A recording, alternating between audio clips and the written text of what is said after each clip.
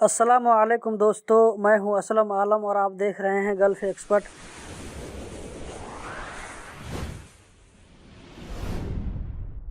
दोस्तों, अगर आप कतर से नेपाल फ़्लाइट के बारे में जानना चाहते हैं तो इस वीडियो को लास्ट तक ज़रूर देखें। ये वीडियो उन लोगों के लिए बहुत ही इन्फॉर्मेटिव है जो लोग नेपाल जाना चाहते हैं छुट्टी में या किसी भी तरीके से।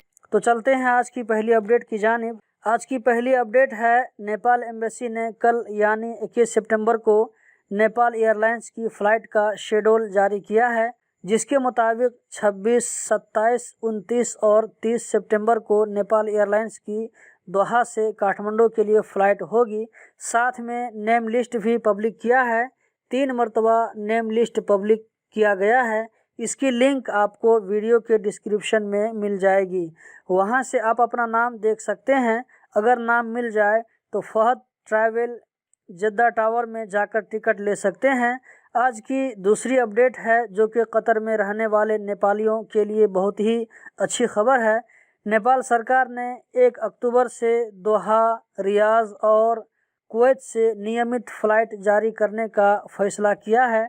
अभी इन मुल्कों से चार्टर्ड फ़्लाइट जारी है, लेकिन 1 अक्टूबर से नॉर्मल फ़्लाइट शुरू हो जाएगी।